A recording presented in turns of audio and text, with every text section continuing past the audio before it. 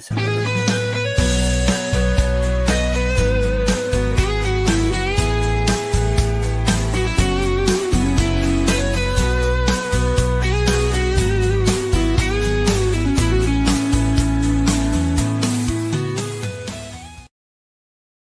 Welcome, bienvenue, welcome once again to another live stream with my co-host, Hamish McClare of Search Convey, and myself, Gareth Max, the man with many purple hats. And we focus on property matters, on things that are really to educate, to inform, and hopefully sometimes to amuse about topics that are currently rife within the property market. Today's topic is no different. Cracks beneath our feet. The growing risk of subsidence. Hamish, what's going on?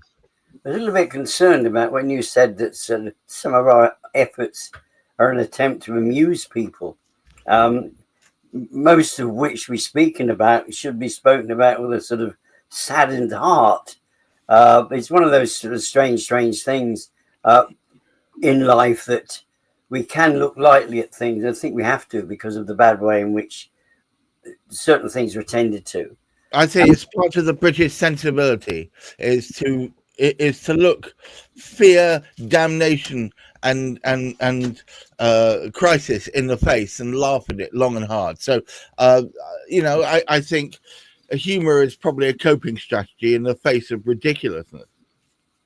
When cries of St. George and sort of things of that nature. Yes. We have the situation that exists at this particular moment in time. We are familiar in many places with properties having been built on the top of coal mines.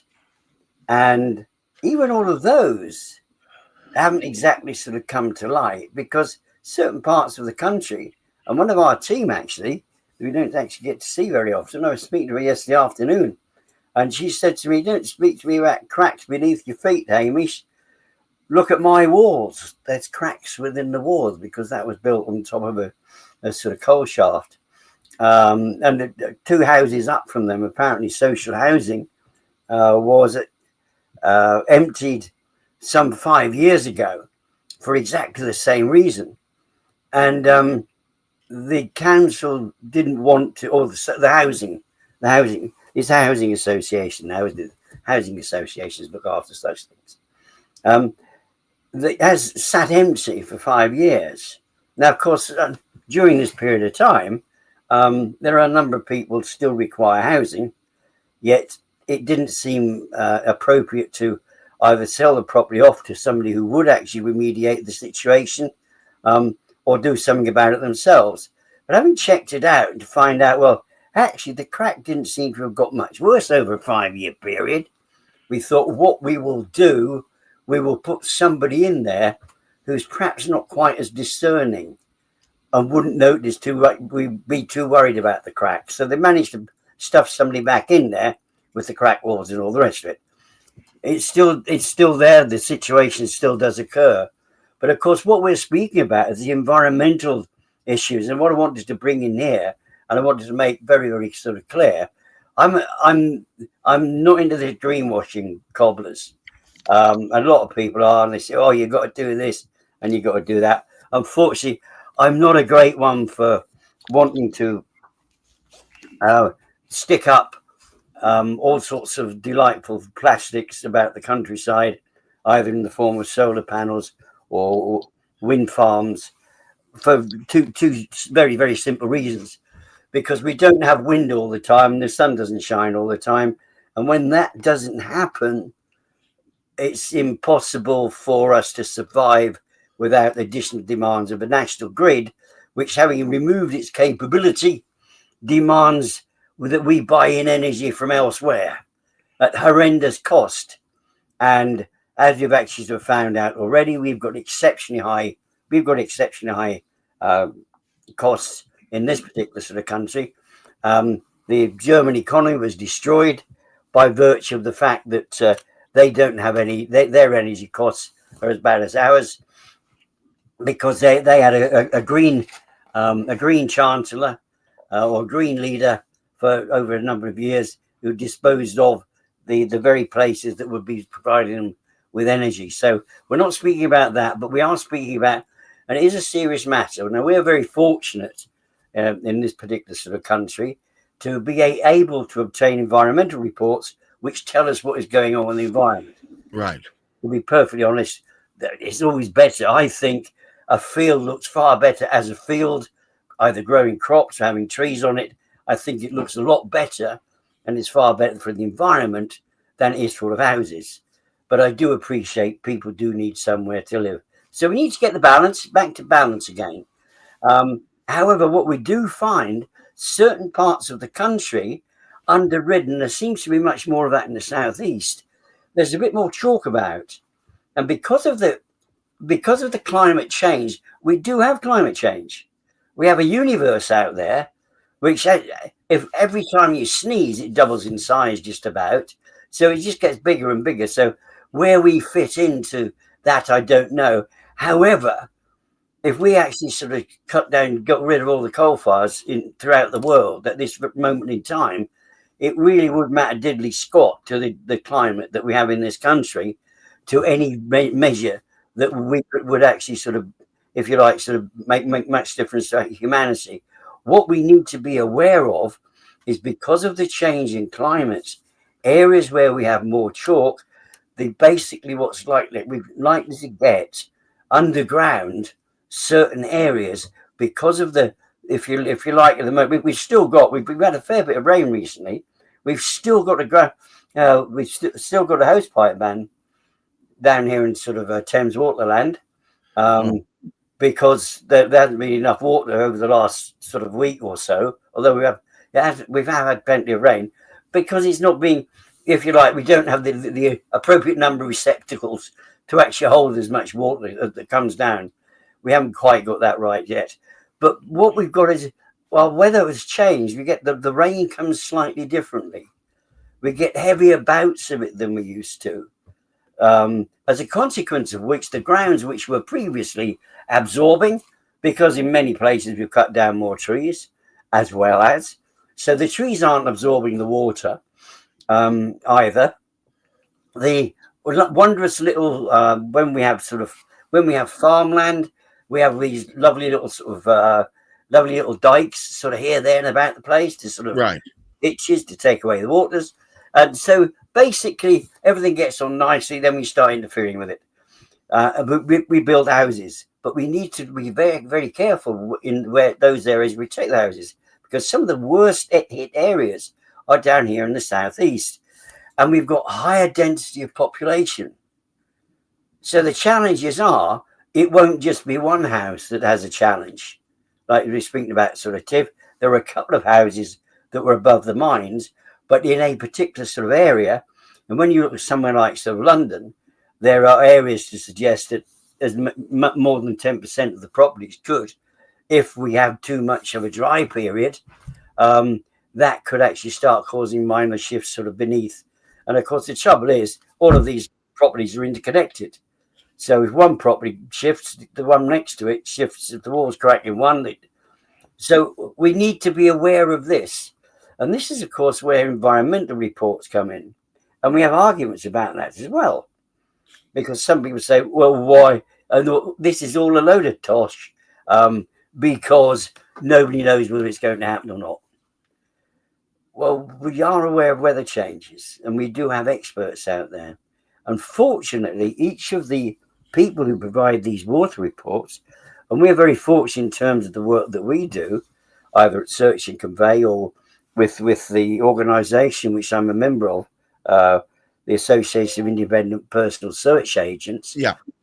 We have access to 3 or 4 different people who can provide us with environmental reports that can actually explain what may be happening. Of course, it's in the long term. We know the world is going to end apparently in sort of 55 and 55, but I'm not too worried about that at the moment. At this moment in time, even leases aren't that long. Whether you like leases or not, even some of those aren't sort of. Well, we're supposed to have had at least one rapture recently, which would have paid to many of the leases anyway. Well, of course, there is that. Yes, there is that. However, the sad thing is about it, and of course, this is one of the impacts that people aren't aware of.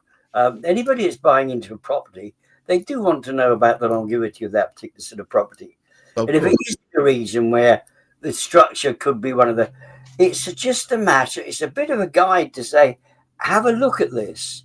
And as we know with many of our guests that we have them that come on board here as solicitors who advise us about this is a good, there's a potential risk there. And as we well know, there can be potential in flats. We know it's not just management fees, it's not just the lease, it's not just shared properties. There could be something wrong with the cladding. There could be something wrong with the internal walls. There could be a heck of a lot more goes wrong in a flat, which is why they're that much cheaper these days. You would want your solicitor to check it out, or not. Your solicitor isn't the expert, but structural engineers are. Yes, so absolutely. Look at it. Now, it's exactly the same thing with the environmental reports. You don't need to be an expert either as a researcher, as a buyer or seller of a property. However, there are experts out there, and all of these companies who produce the environmental reports, they have experts on hand. So if anything is highlighted, if you actually sort of see within the report that comes to you, it's a red. It's a red because of a reason. Some of the best reports these days, they are used. What is actually sort of used within them is that your typical sort of type of sort of traffic lights type of sort of system. Green, as you would expect. We're speaking about green things, or green. Orange, it might be worth looking at. Not necessarily essential, might be worth looking at. Red, just make doubly sure. And in some cases, you will actually be sort of told. We're not speaking about flood risk at the moment. We're speaking about a totally different sort of matter. But each of these companies that provide the reports, all we need to do, we as an individual go to buy a property, we've got a red light there against the structure. What do we need to do about it? Well, our solicitor isn't going to know the answer. Why? Because the solicitor is not an expert. So why would you expect to speak to solicitor? If it was something legal, it would be a little bit different. But it's not. It's to do with the structure of the property. So what you want to do is speak to somebody, and who knows better? Well, surveyors tend to know better, but those that have produced the report have produced those reports using experts. I would say once. I mean, I read a report recently that said 95% of all subsidence is due to underground tunneling, underground voids that are man-made. So if you can be cognizant of that kind of activity in the area you're looking at, that may be a very good starting point. But you really do need to speak to specialists in the area, surveyors being very useful, and of course architects and so on in that very same area. Now, one of the great things is, of course, these environmental reports, you can actually obtain one for coal mining. Yes. Or mining. It's not just coal mining. You go down into the southwest. It wasn't so much coal. That was China clay was mined down there. There's tin mines. There's all sorts of mines that actually one would sort of speak about. So you do need information. You do need advice on those. But the great thing is those reports are there, if you like, as a guide to you as a buyer, as a guide to you as a seller. If you haven't taken account of something, you need to actually be aware of it, because these days you need to be a responsible seller, because the law has changed. The law is changing. Yes, you have to provide that material evidence, don't you? Really. And there's certain things now. If you fail to reveal, so one of the greatest things you could actually sort of do, you don't know if structurally your property is going to be affected. Hopefully, it's not going to be affected. However, you can find out if it is or not. You can obtain an environmental report, and you go to the right, and they will actually tell you. So when you come to fill in your questionnaire, you know you're actually covered. Do you need to be an expert? Absolutely not. Absolutely not. Because the provider of that report will inform. So this is the importance. Really, the strategy that I speak about is, hey, look at your property from a structural perspective as well as the other perspectives. Right. It's not. It used to be. We know the expression so well, and Latin is one of Gareth's favourite languages, and he knows exactly what we're going to say when I speak about buyer beware. Oh, caveat emptor. Thank you, Gareth. I thought I'd let you sort of get a word in edgeways today. It's fine. Look, the thing is, what you lack in expertise on these areas, you've gained in experience of seeing it flow around you, and you can't help but be informed by that, because you and I are lucky enough to spend time in the company of experts, and that helps us be better informed. And if nothing else comes of today's podcast, it is surround yourself with experts in the areas that you feel you don't have knowledge of, especially when it comes to substance, because substance is something that can affect you some years down the line after you purchase the damn thing, and suddenly you're presented like a pelican with an enormous bill stretching out in front of you. Thank you so much, Hamish, for helping put this together. As ever, the focus of these podcasts is to talk about topics that maybe you don't think about every day, so that perhaps when it comes down to the time, or when it comes to the crunch, it'll pop into your mind. You think, oh, I better look up and find someone who knows about this to prevent me with pain and misery further down the line. Thank you so much, Hamish McClay. And of course, you out there, as ever, please keep your feet on the ground, keep reaching for the sky, but at the same time, please do look after your mental health, and don't watch out. Remember, Hamish talked about that professional institution. He happens to be the chair of IPSA or IPSA. That we have IPSA Kind of Magic tomorrow, where we talk more about the specialist areas and the focuses of searches that are happening today, and that specialist organisations like IPSA can really help get done quickly and effectively. But until then, take care and goodbye.